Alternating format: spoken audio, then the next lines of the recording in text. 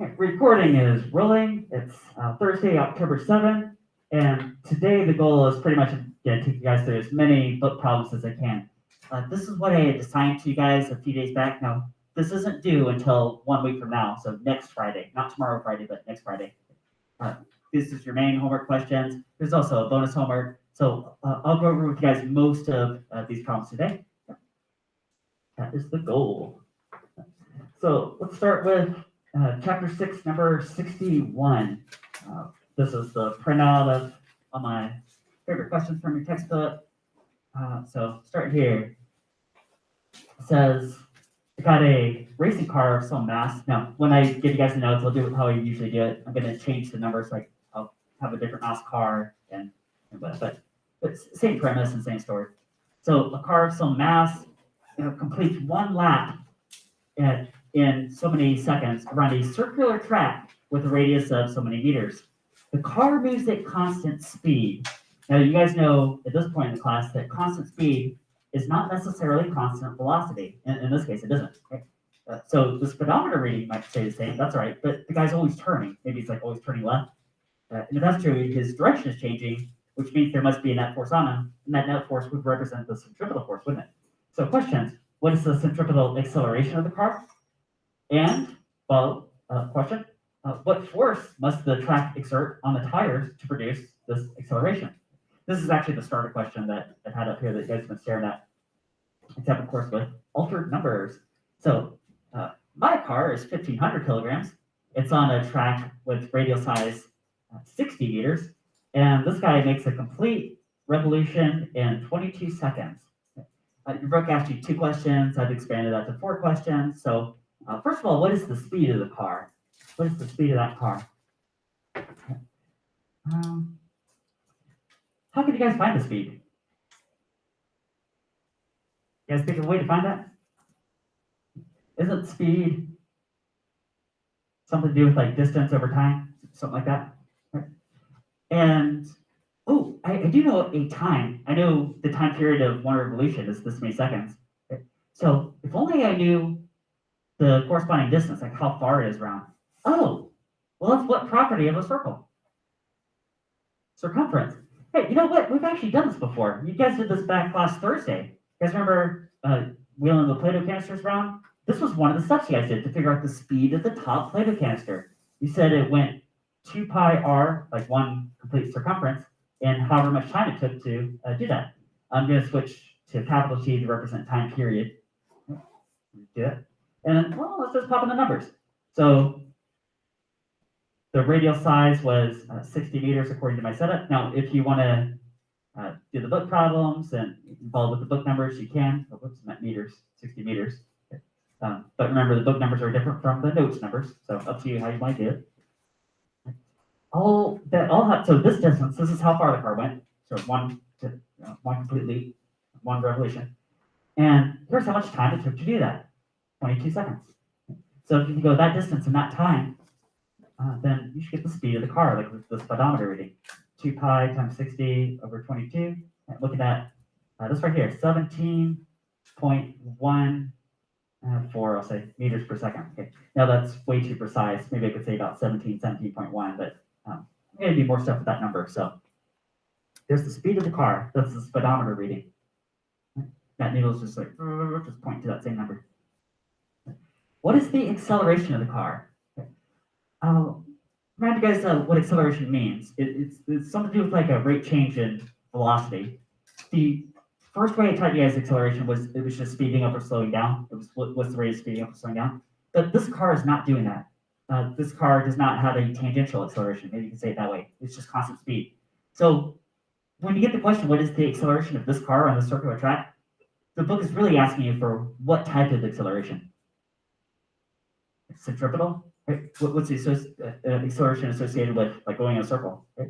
Now you could have both. It is possible this guy could be like speeding up and turning, or braking and turning, and then you'd have to consider this acceleration and then this acceleration, and then do Pythagorean theorem between those two. That's a bit beyond what your book is asking though. So your book is just asking for the center-seeking acceleration. So let's do that. And the way you do that is centripetal acceleration. Isn't that just v squared over r? Okay. That's actually why I had you guys solve for the speed first, because you just go pop it in right there. So centripetal acceleration of the car is 17.14 meters per second. That's also why I saved so many digits, because I'm using this in a further calculation. And the radius of curvature was 60 meters. So what is that speed squared divided by 60 meters? I'm looking at 4.9 meters per second squared. That's the acceleration associated with turning. Right? You guys turn the steering wheel in the car, and you can like feel some kind of force. Like, you can definitely feel turning. There it is. Hey, how many G's is that? Well, one Earth gravity, which we're all sitting in right now, isn't that like 9.8 meters per second squared? Isn't this exactly half of that? Ooh, so this is half a G. This is half a G due to turning. Right? This guy feels a sort of like a horizontal force of half his weight. What are the other questions? What's the friction force between the tires and the road? Actually, wouldn't the friction force be the force that is responsible for providing the centripetal force? Right? I mean, I don't see any other force that would be doing that. I mean, if the road is flat, right? See if it were banked, maybe some component of the normal force would also help turning. But if it's a flat road, the only force that would allow the car to turn would be the friction between the tires and the road. Okay? So we're going to go. So here's one way to do it. Newton's second law of motion, F equals ma, where centripetal force could be mass times centripetal acceleration, and that centripetal force is provided by the friction. Therefore, friction force is also equal to this expression. I know the mass of the car was given as 1,500 kilograms, or different value in your book. And the centripetal acceleration, oh, well, we just found that. That's this right here, 4.9 meters per second squared. Pop that in right here, 4.9 meters per second squared.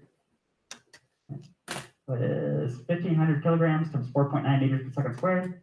I'm looking at 7,350 newtons of force. Ooh, bit of force. Force between the tires of the road to make that car turn.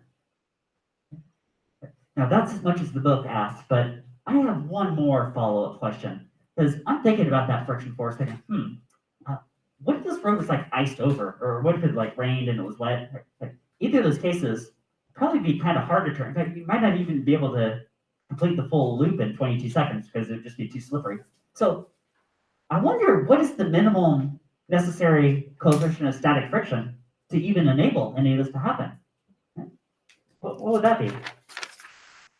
And way I can get that is, do you guys remember the question of like a car brakes to a stop and there were three forces on the car? So the car is moving to the right with some V naught. I'm just reminding you guys, this is in your notes from a few weeks back. So this car has a weight, this car has a normal force, and this car has a friction force. And since the normal force and weight just balance out, the friction force is the net force, which causes the car to slow down. F equals ma. So acceleration is rate is slowing down. And this past example, this is from a few weeks ago, just to remind you guys. And remember, friction force is coefficient of friction times normal force. And normal force on a flat road is just the weight. And then the mass of the car cancels. And then coefficient of friction, therefore, is equal to A over G. Okay. You guys remember this from a long time back? Or I guess you could have said some version of that. Right? Acceleration is equal to V times G, if you like that version. Same thing. Okay. So we can actually use this to answer this question real fast. Because what is the minimum necessary coefficient of static friction? Well, it's just the ratio of the acceleration of the car to the gravity of the planet. So mu s minimum is the 4.9 meters per second squared from before, okay, that we've been using all along. 4.9 meters per second squared. Now remember, that's a centripetal acceleration. That's like a acceleration towards the center of that track, but still acceleration value. And the free fall gravity of the planet would be, I'm not going to use 10. I'm going to use 9.8 9.8 meters per second squared. And the only reason I'm switching out and using the more precise value right now is because that actually produces a very nice looking ratio. You guys see that's exactly 0.50? Right? So if the coefficient of static friction between the tires and the road is anything less than this, well, this car is in trouble. It's going to slide off the track in the direction of its motion, according to Newton's first law of motion. Okay. So if the coefficient of static friction is more than 0.5, say 0.6, 0.7, 0.8, then the car is safe. It can do whatever it's doing. Okay, good. All right, next question. Number 62. So, it's hammer time. Got a hammer throw. An athlete whirls a hammer of so many kilograms in a horizontal circle of so many meters radius, like you see in this picture. If the hammer makes one revolution in this amount of time, what is the centripetal acceleration of the hammer? And furthermore, what is the tension in the chain?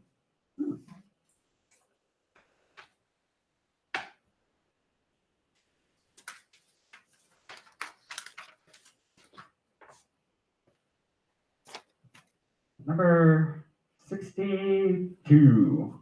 Let's zoom out. Okay. All right, so got this guy. Okay, he's got a. I want to do this. Yeah. This guy has a hammer on a chain. We're looking at this like from a helicopter view, like an aerial view, looking straight down. Okay. There is this radial size is 2 meters. So from here to here, looking at R equals 2.0 meters. Your book was using a different value. I'm making up my own. Okay. I'm going to say this hammer has a mass of 5.0 kilograms. Okay. And also they gave you the time period. Now, there's a time period involved, and there's also a tension in this chain involved, which is acting as the centripetal force that's acting on this hammer. So I'm going to do this. I'm going to use F sub t as the tension force, and just plain t as the time period. Let me spell that out here. So, just for this problem, when I say capital T, I'm talking about time period, which is the time for one revolution, and that would be in seconds.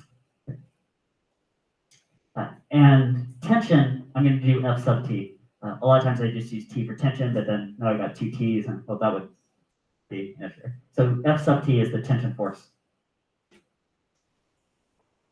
And of course, that's going to be measured in newtons. Okay? You guys are right there? Okay. So first question was, what is the centripetal acceleration of the hammer? Okay. Well, let me throw down the formula for centripetal acceleration. We'll see where to go from there. I know centripetal acceleration is v squared on r. Oh, I forgot to write the time period. I'm sorry. So time period equals, I'm going to say 1.50 seconds. It takes 1.5 seconds to swing around in one revolution. Okay, so v squared on r. Well, I see r, so I can just plug that in. But what is v? You know what? Seems a lot like that race car we were just looking at, and also your Play-Doh canisters. You guys know that v is 2 pi r over t, so maybe I can just put that all in the formula. So 2 pi r for circumference divided by the time period. That is what v is. I'm squaring that speed and then dividing that by r. Is that okay? And so centripetal acceleration is, say, 2 pi times 2 meters, all divided by 1.5 seconds. So it went this far, 2 pi r, went that far around the circle. It did that all in this time, 1.5 seconds. And that ratio represents the speed of the hammer, which is constant. I'm going to square that. So v squared divided by r of 2 meters. There you go. Centripetal acceleration is, and find out. What is 2 pi times r divided by t? So there's the speed. Square that speed, divide by the radius of curvature. Looks like, 35.1 meters per second squared. All right. That's a pretty good acceleration. Hey, guys, how many G's is that equal to? How many Earth G's? You guys know one Earth G is about 10 meters per second squared. Okay. So, hey, does that look about 3.5 Earth G's? Okay. Wow, 3.5 Earth G's of just horizontal centripetal acceleration. Which I should mention too. This is well, here I've got a side thought, but let's answer the other question first. The other question is, what's the tension in the chain? Okay, the tension, isn't that tension the same thing as the centripetal force? So the tension is the centripetal force, and centripetal force, isn't that mv squared over r, which is the same thing as mass times centripetal acceleration? Okay? Either F equals ma or mv squared over r, but we did the v squared over r. So we just did all that. Okay, so like this. Okay. Man, I said I wasn't gonna do this. F sub t. That's what I'm talking about. F sub t, tension force. Tension force is providing centripetal force, right? Using capital T for time period. So tension force looks like it's going to be, well, the mass that's going around is 5 kilograms, 5.0 kg. Okay. And it's accelerating at 35 meters per second squared. So 5 times 35.1, I'm looking at 175 newtons. It's 175 Newton force. This guy's swinging that hammer around with all these parameters, feels 175 Newton tension force from that chain. Which leads me to the side thought I was sort of trying to get to. This is, strictly speaking, only the horizontal component, isn't it? Do you think that this hammer also has a weight that's going into the paper? Yeah, and is that actually going to add a little bit more to the tension? It will. That's something that we simplified away last week with you guys' lab 2. I'll sketch this out real fast, just so you can see this from the side. So from the side, this guy is swinging this hammer, and this hammer, well, I shouldn't make this guy kind of tall. This guy, like stilts. Here's the ground. It's got like an angled sort of thing, right? So here's the ground.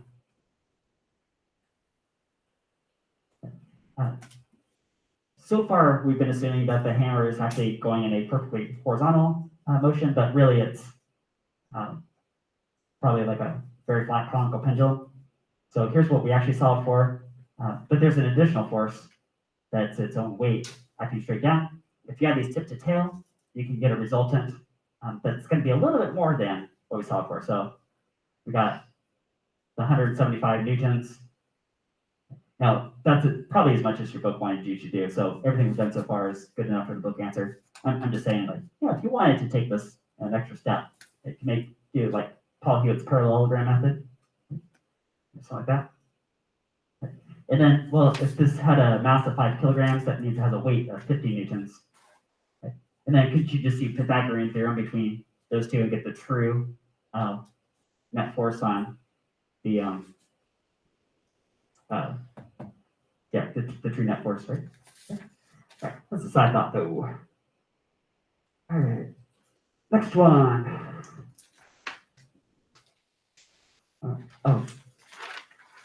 Sorry. So why is the tension pulling up then? Because the tension has to counteract the weight. So the tension's pulling up. So the same magnitude as this, just kind of up to the left. Right? So that's there.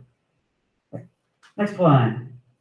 Okay, 63. All right, here's the deal with number 63. It says a coin is placed on a vinyl stereo record that is making 33 1/3 revolutions per minute, like RPM, revolutions per minute on a turntable. You guys remember the other day I mentioned a new term called angular velocity, angular speed, like how fast is something spinning? So I mentioned this. Usually I teach these topics in a little bit different order, and I told you guys about this by this point. So we're going to postpone this because I just want to solve problems today that you guys already know how to do based on the notes I've given you.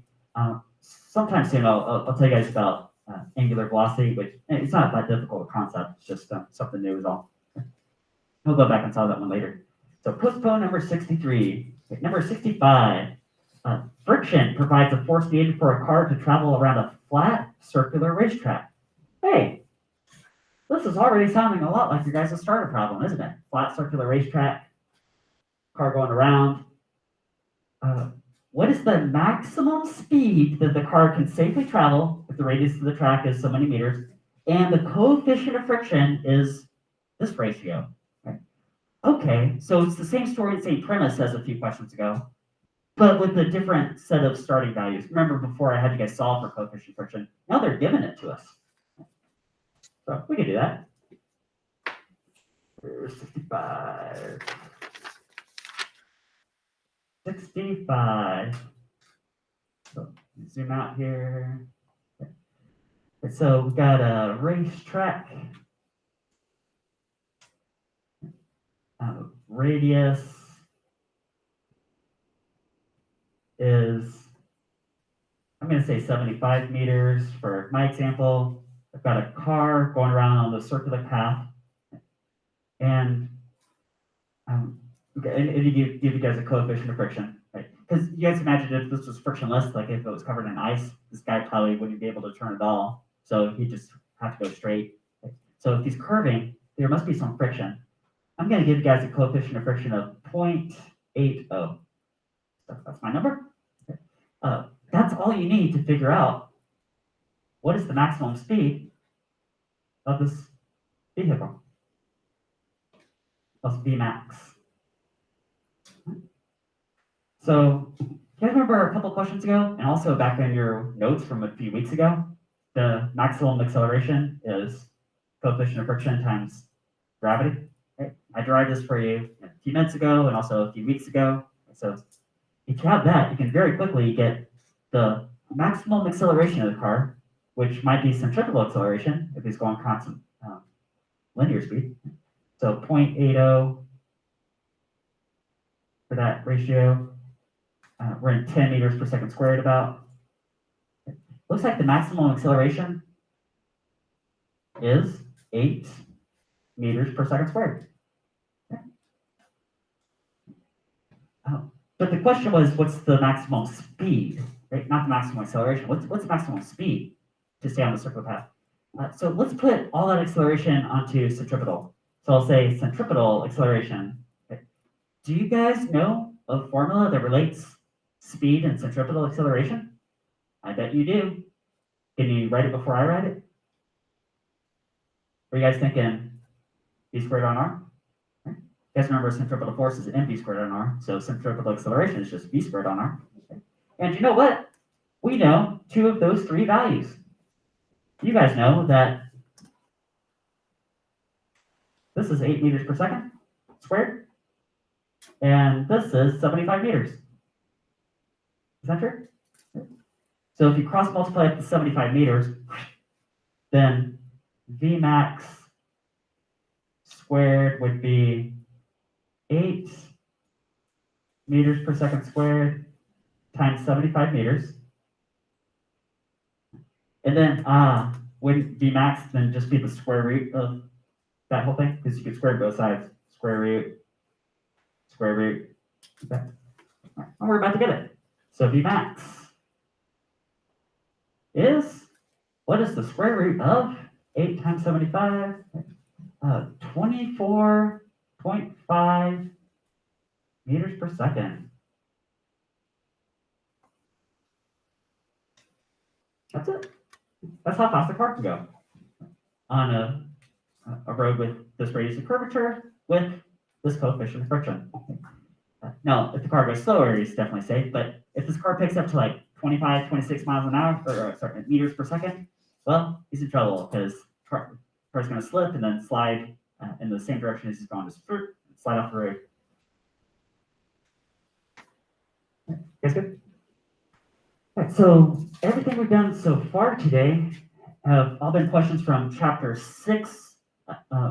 These have all been circular motion questions. Let's switch over and look at some chapter 7 questions. Do a few of these, and then we'll call it a day.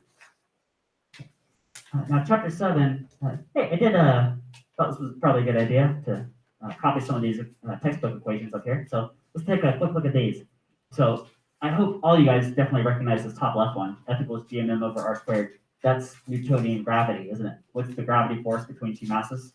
Oh, you know that. The one right below it. Oh, hey, gm over r squared. That's the gravity field at the surface of some planet for Here's the mass of the planet. Here's the radial size of that planet. Ooh, I got v equals this square root expression.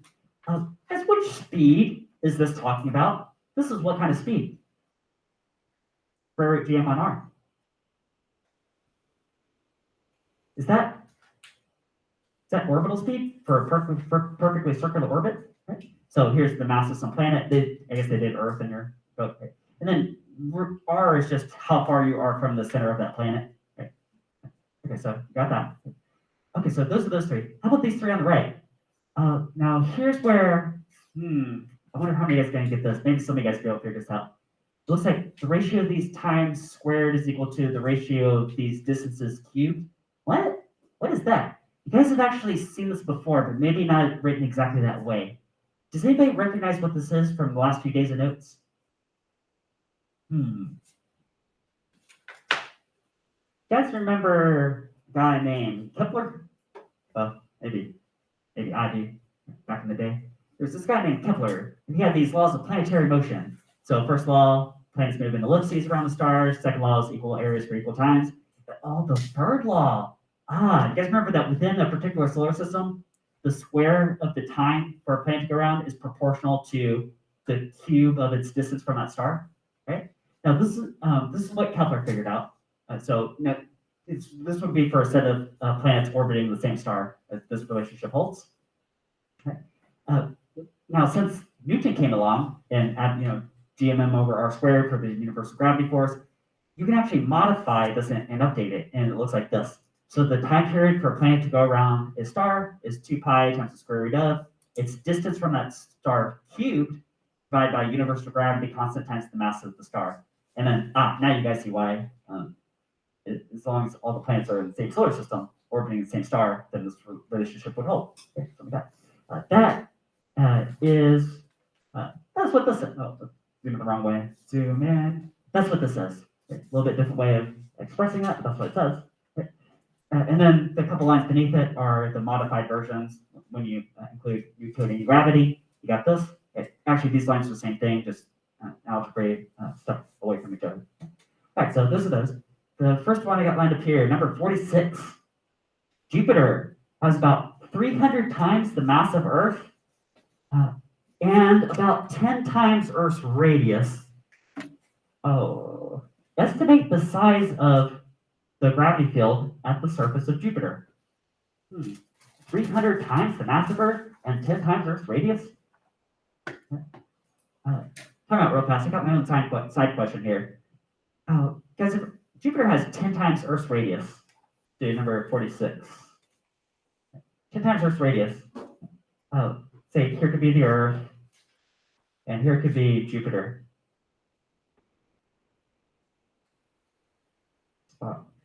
Because if it's 10 times the radius, is that also 10 times the diameter and so forth? Right? How many times the volume of Earth is Jupiter? Can you guys figure that out?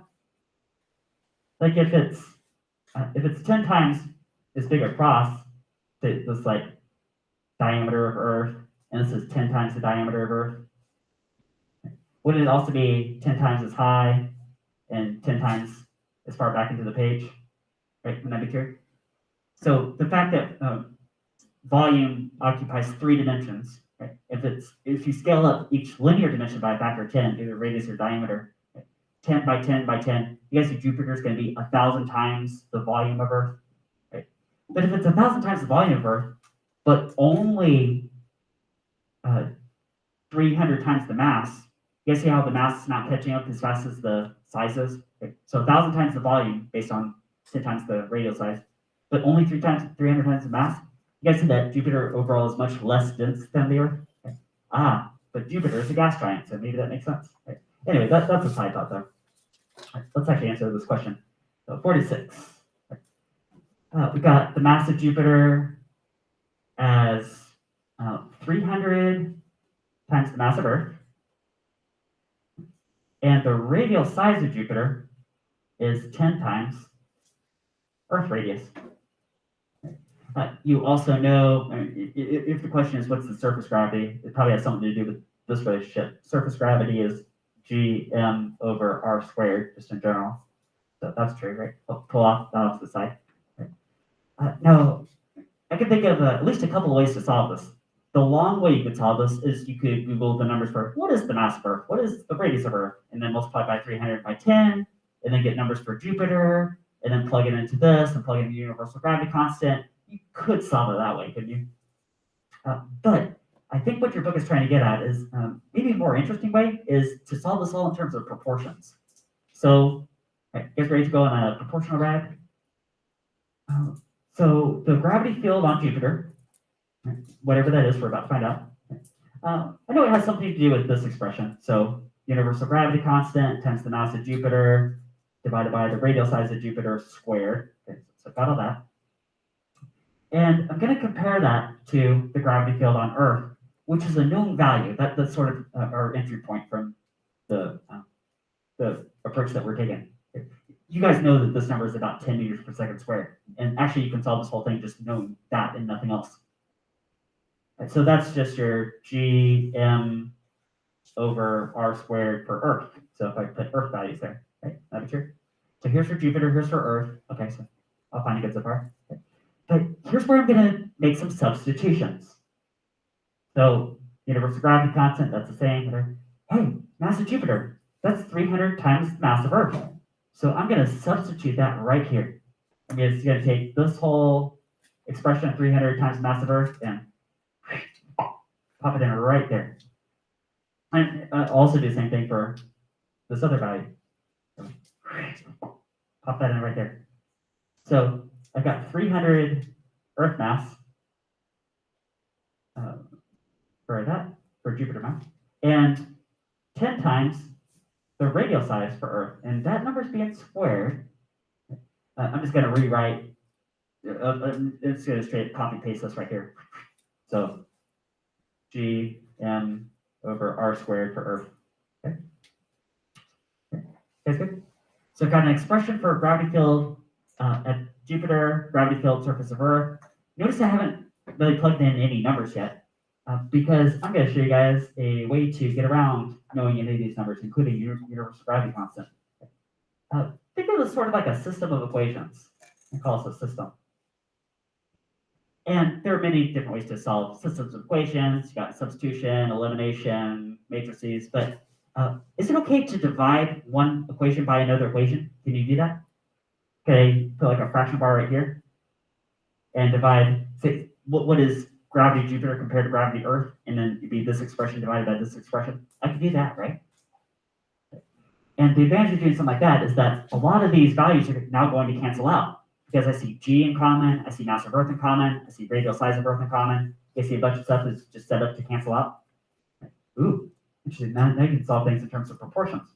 So gravity Jupiter compared to gravity Earth is, I'll basically rewrite this. Let's pull the numbers out in front. 300 G mass Earth over, hey, 10 times radius quantity squared. Isn't that like 100 times r squared? Okay. So 100 times radius Earth squared. So that's that. I'll divide it by G m e over r e squared. Is that okay? Look at what's about to happen. Look at this right here. That and that. Guess what's going to cancel out? Universal gravity constant, goodbye. Mass of the Earth, goodbye. Radius of the Earth squared, goodbye. Oh, a couple of zeros. Oh, wow. That escalated towards the final solution quickly. Because now you know the ratios of these gravity fields is just a 3-to-1 ratio. Is that 3-to-1? Cross multiply out gravity Earth, and I get gravity field on Jupiter is 3 times the gravity field on Earth. And gravity field on Earth, of course, is 10 meters per second squared. That's the first number that's the first value I actually plugged in. Right? Everything else I just looking for proportions and cancel stuff out. So now you guys know the gravity field on Jupiter is 30 meters per second squared. And that's all based on proportions and knowing one value, the gravity field of the surface of Earth. You can get everything else.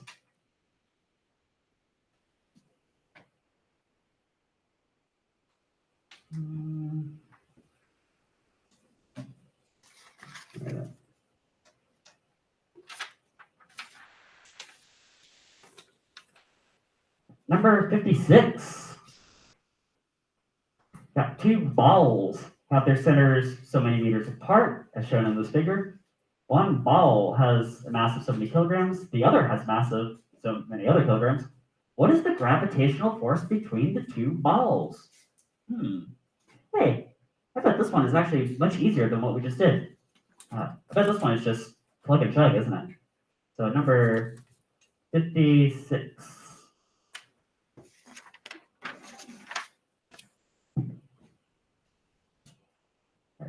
I'm gonna, of course, make up my own numbers, like I've been doing all along. So, let's go with 9 kilograms and 5 kilograms. So those two balls, I'm gonna have them separated by a distance of, let's say 3 meters. So distance equals 3 meters. Notice when I say the distance, I'm talking about a center to center distance. So from this center mass to this center mass. I mean, the other interpretation you might have if you'd never taken physics was, well, maybe it should be like surface to surface, but no, we're talking about center to center. Okay, guys, that? Guys like that confused frog face. And there's a gravity force between these two. Now, is the force the same both ways? Like is this force equal to this force? Is that the same? Yeah, because that would be Newton's third law of motion, wouldn't it? Same force. And the magnitude of that force, and that's the question, is just G m over distance squared. And we're talking about masses and distances that you could fit in this room. Like 5 kilograms, that's about the size of a bowling ball. 9 kilograms, that's about double that. And 3 meters, that's about 9 or 10 floor tiles. So I bet this force is a very tiny number. It's just like stuff that could be gravitationally attracting in this room. 6.67 times 10 to the minus 11 meters squared per kilogram squared. Got one mass is 9 kilograms. The other mass is 5 kilograms. And the separation distance, center to center, is 3 meters. Square that distance value, don't forget to square it. And remember how part of the trick this week is, well, can you communicate this to your calculator? I got scientific notation, it's even a negative exponent, I got stuff multiplied, I got fractions.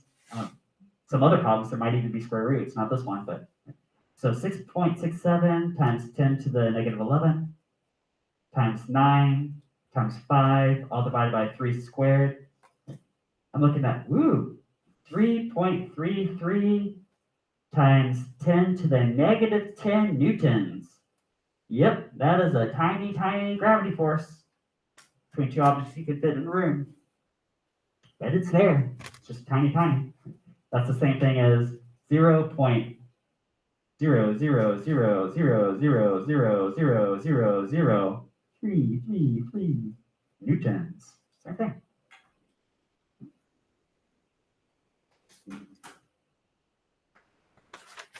That's it. All right. I think I got time for probably one more today. You guys ready for the last one today? And then when you guys walk out the door today, you'll probably have most of your homework finished. And we'll do, of course, these other ones another day. Number 72, asteroid.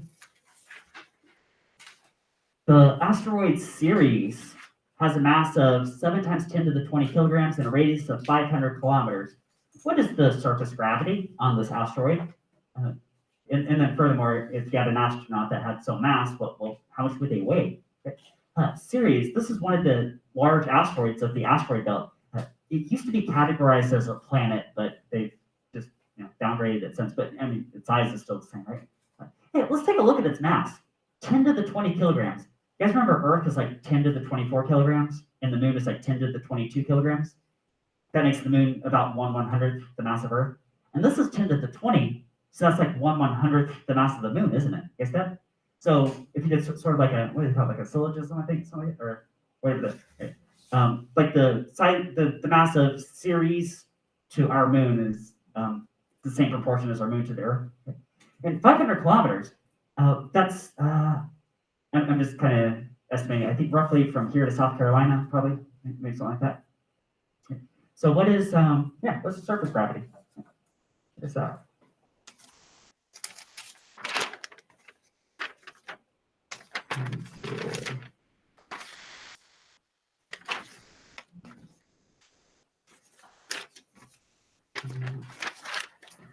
All right, so get a picture going. Got this asteroid, this very large asteroid, has a radius of 500 kilometers. Oh, 500 kilometers. If I use any math with that, I should probably use meters, right? How many meters is that equal to? 500,000? Okay. You guys know kilo is a factor of 1,000? So that's its radial size. The mass is 7 times 10 to the 20 kilograms. Can you figure out the surface gravity? Oh, yeah, we could totally do that because surface gravity is just Gm over r squared, where G, of course, is 6.67 times 10 to the minus 11 Newton meters squared per kilogram squared. The mass, that's crazy. Ran out of paper. Let me try it down here. Okay. So, got 6.67 times 10 to the minus 11 Newton meters squared per kilogram squared. Times the mass is 7 times 10 to the 20 kilograms.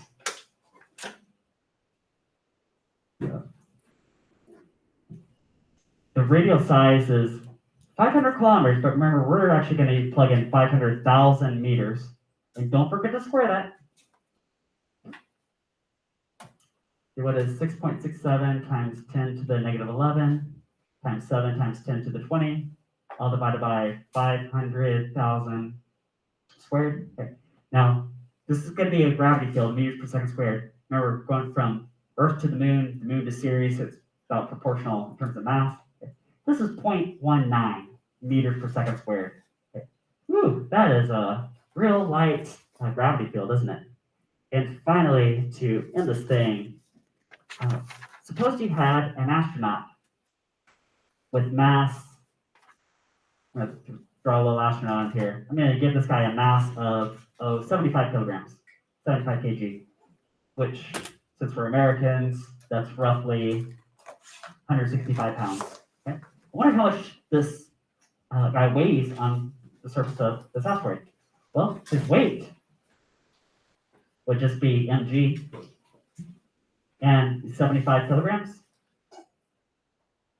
Surface gravity of, it's a tiny surface gravity, 0.19 meters per second squared.